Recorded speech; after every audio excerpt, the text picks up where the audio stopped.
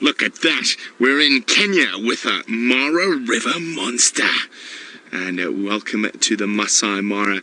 My name is Brent Smith. I have my good friend Dangerous Dave on camera, and we're sitting on the edge of the Mara River. And you can see it's quite a dangerous spot if we were wandering around or paddling in the shadows. Oh, look at that one gulping there. What's it doing? I think it's just got a piece of stick stuck in its mouth. Now, when you see crocodiles with their mouths open, lying on the side of the river like that, it generally means they are trying to cool down. So they open their mouth. They've got lots of blood vessels inside their mouth, and a nice gentle breeze will cool them down. There, you can see there's quite a few of them. There's 1, 2, 3, 4, 5 out in the water on that side. And there's a couple more a bit closer to us that we can't see. They're just below the bank. And there's some hippopotamuses as well. Hello, hippos in the river. And there seems to be an uneasy truce between the hippos and crocodiles of the Mara River. Now, it's because it's such a unique thing that happens here, is that these crocodiles only really eat for a couple of times a year when the great wildebeest migration arrives. Oh, look, that croc's on the move. Might come back into the water. Here we go. Or was it just swapping positions? No, just swapping positions. Hi, Carson. Carson is wondering, can a crocodile kill a lion? Most certainly it can. As a lion can kill a crocodile, but if a lion, and the lions do swim across this river regularly, happen to do it in the wrong spot where there's a big croc around, it can get them into very big trouble. And a crocodile is an opportunistic predator and will eat a lion just as quickly as it'll eat a wildebeest or an impala. Oh, another bit of movement. I think they're just scooching about to the left, Tommy. There's another croc moving. Scooching about, maybe looking for a different bit of sand that's a bit more comfortable.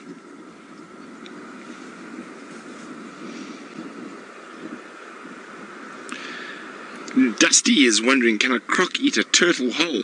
Indeed they can, Dusty, and I've actually seen them do it.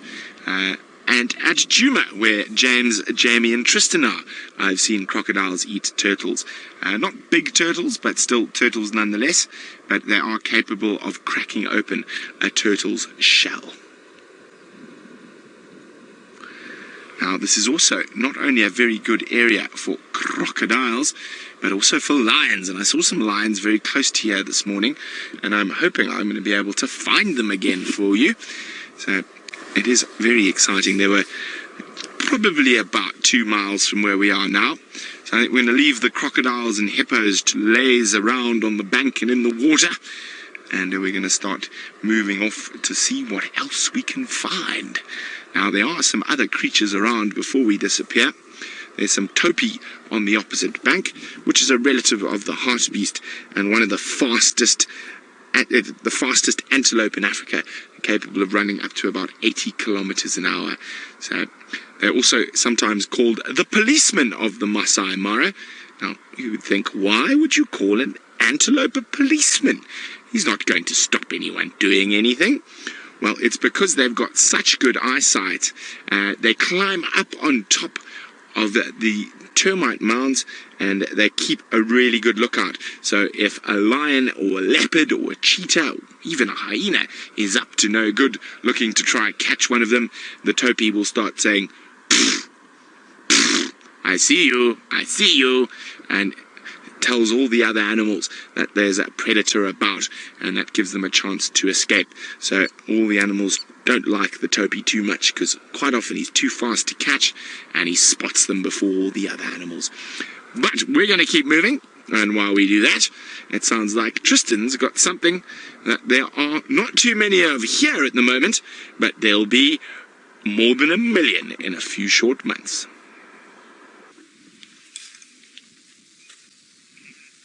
Well, there we go. No tuskless critters out here. As you can see, a lovely big herd of elephants. They're quite far away from us. It's just such a lovely scene that Dave and I could not drive past. And look at that. Absolutely gorgeous. Ellies under wide open skies. Some lovely little cloud formations around. And they're about to pass a poor lone shepherd's tree.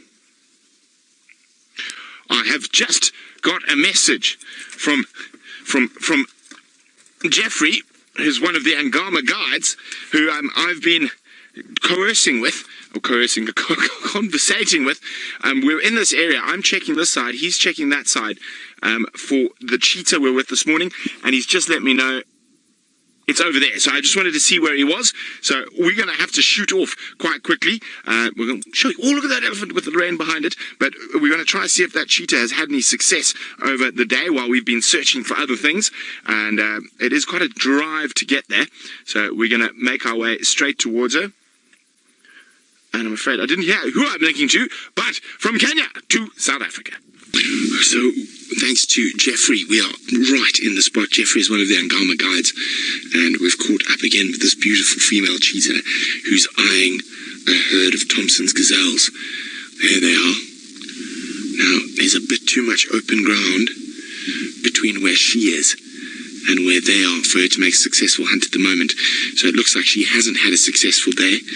Now, remember, this is 100% live, coming to you from the Mara Triangle in Kenya's Masai National Reserve. And we're with a hungry female cheetah who's keeping a close eye on some Thompson's gazelles.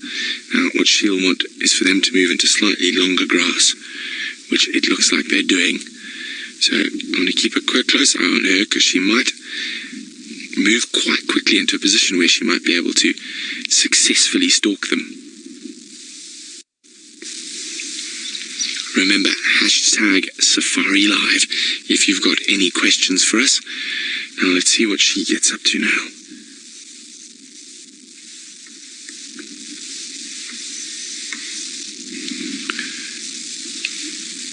Looks like she's contemplating a move. The Tommies are not facing her at the moment, and they are jogging off into longer grass.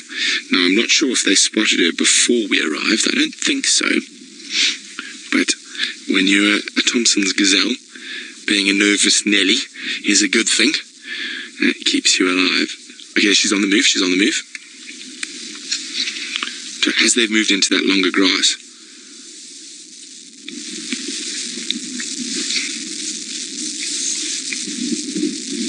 isn't she absolutely gorgeous? Not quite sure of her name. So what I'm going to do, Dave, is, because otherwise we're going to lose her, I'm just going to reverse quickly. So we've got a full sweep. She might go at any second.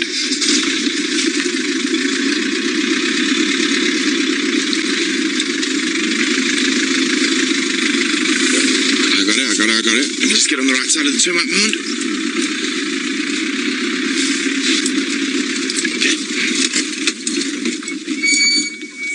There we go, she's on the move. She's off. She's probably 55, 60 meters. She's on the move again. She's getting closer, and this long grass is playing into her advantage. There she goes, she's about to hit full speed. There she goes. She's coming right towards us. She's right on that male Thompson's gazelle's tail. Oh no, he's going to get away. Oh, dearie me, my poor girl. That was so close. Wow. Unbelievable. Oh, flop down. Oh, shame, my girl. That was so close. Let me just get a little bit closer.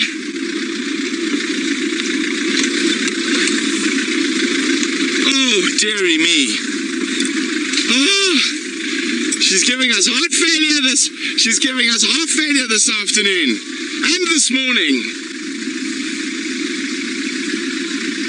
So close. So close. Tommy's living on borrowed time at the moment. I'm just going to stop shortly. I just need to get through this big ditch. Hold on. And Jeffrey's just going to go in front of us. He's the man who called us to tell us that he had found her. We're both looking for her on different sides. Look at that. She's actually lucky. She's actually lucky she didn't catch that Thompson's gazelle, because there we go. One of the marauding members of the North Clan of Hyenas would have been right on her in a second. You see that, the marauding North Clan member? Yeah. Oh, she's lucky. She would have lost that kill in a second with the marauding hyenas here. Now, this whole area is actually a swamp during most of the year, and I can't remember the name of it. It's quite a long name, but I've been nicknaming it the Clan Lands because there are so many hyenas. There we go. It is called the Olpunyata Swamp, is where we are at the moment, but there's over 80 hyenas from the North Clan spread through here, so it's probably not the best place. So look at that. I mean, I often say as we... Oh, I got this upside down. There we go. Sorry, I'm in the way there. So often as we drive down here, you can sometimes see 15 or 20 hyena heads just pop up.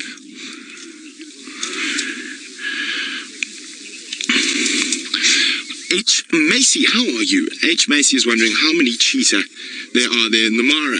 And, well, I know for certain in the Mara Triangle, there's at least 3 females and 3 males.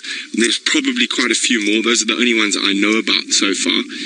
But there is always the chance there could be more. I am waiting for the exact information from the Cheetah Research Project. They unfortunately are away at the moment, so as soon as they're back I will be able to find out all that. But I know about this female, Mlima, a female I've seen, another female that I'm not sure of. She doesn't think she has a name, and then two male cheetah called the Olololo boys, which are further down south. But there are definitely more cheetah on the other side of the river, outside of the triangle. Now, it could be just the density of lions here and hyenas is quite thick, and that's why. And there we go. Davy, how was that for you? Heart racing. She came straight towards us. It was amazing.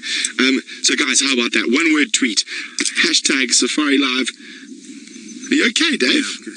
What happened to you? I've got something in my eye. Dave, I thought he was crying with emotion. Dave has got something in his eye. I thought he was crying with emotion, but no, he's just crying with a bug in the eye and the tears of joy of the thrill of a cheetah chase. So hashtag Safari Live, one word tweet. How did that cheetah chase make you feel? She came right towards us. Oh, and Final Control thinks Dave is actually crying and he's just trying to make excuses. David, do you want a tissue? Do we have any tissues? We don't have. What? Are you okay?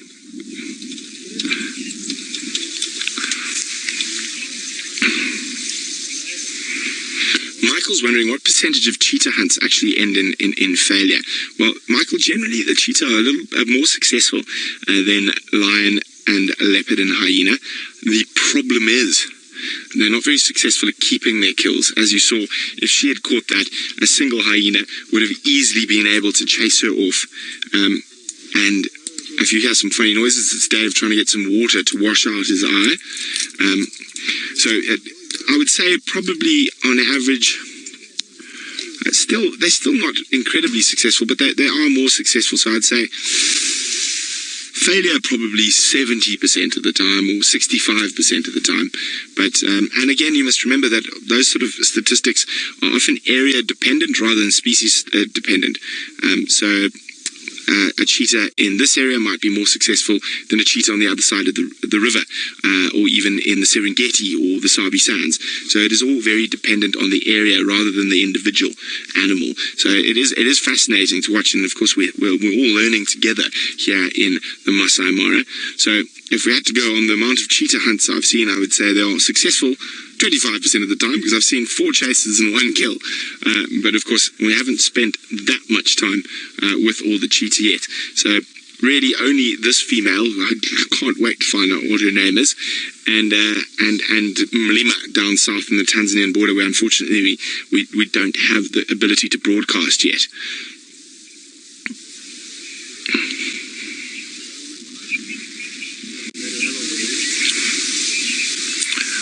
Now, John is wondering if she possibly spotted the hyena and that's why she gave up on her chase. I think she's just spotted the hyena now. John, I can just see her body language change a little bit. She's staring straight at the hyena. There he is. As the hyena lifted its head, I think she spotted it. I would say if she did spot a hyena, she probably would pull out of the chase. It's a definite possibility that she would do that. So, yeah, she's definitely spotted the hyena now. You can just see her body language has changed a bit. She's looking a little bit less comfortable than she was a few moments ago. You can see she wants to sneak away without drawing too much attention to herself. Look at that. So I don't think she saw the hyena during the chase. I think she's just seen the hyena now, and she's trying to slink away because, of course, any hyena near her while she's on the hunt. Look at her. See how she's trying to keep below the grass. Hyena's up. Wants to check where she's going.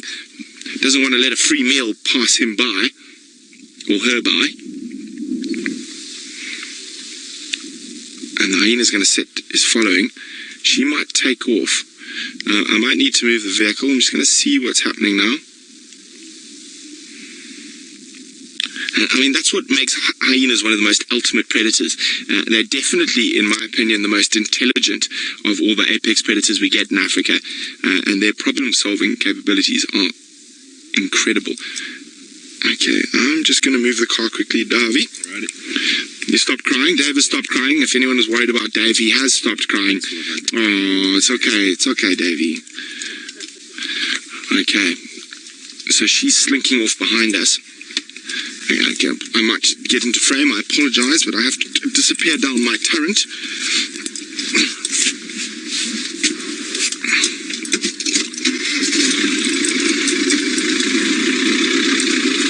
Running off to the right, Dave, you see her? So the hyena has lost sight of her, and as soon as she made sure she was far enough away, so the hyena's off in front of us, as soon as she made sure she was far enough away from the hyena, she made a dash for it. I'm just going to go see if we can keep up with her.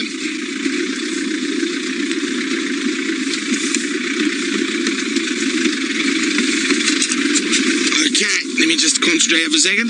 So, one more bump. Okay, so, bye guys. Safari Live, yes. Dave, I'm trying to pop my head out of the turret. And I've made them. I'm so tangled, I'm sorry guys, we're with Buffalo, but I don't know how I'm going to get out of this tangle I've created for myself with all these cables and whatnot. Okay, I've escaped my tangle. Okay, so we're just below the most stupendous spot in Africa, Ngama Mara, and of course the Safari Live camp. And we're with a big herd of buffalo that's been hanging around here for the last couple of days. And it is truly an absolutely magical day. Dave and I have had a blast. We've been out since before dawn, and we're about to head up the hill into camp for some fruit juice. And I just thought it'd be a nice thing, because today is actually Africa Day, and you can't get much more African than the African bush, and you're getting to experience two of the most iconic spots in Africa simultaneously. Well, not simultaneously, but at the same time via Safari Live. And I thought it quite fitting that we are just below an area called Out of Africa, where the movie was filmed. So there we go. Isn't that just too special? But can you believe it? 2 cheetah hunts in a day, unfortunately, not successful, but there's always tomorrow. And we will be out again in search of the wonders of the Mara. And as the sun dips below the Olololo escarpment, we're going to dip, or not dip, we're going to climb over and above it. And we will look forward to seeing you all tomorrow again for an exciting safari. But remember, it's not over yet. You can carry on with James and Jamie in the Sabi Sands for the next while. Hopefully they find lots of... Well, I know James is with leopards, and he's with my favourite female leopard, and hopefully Jamie finds some lions. So let's go across to the incredibly beautiful Nkanyeni.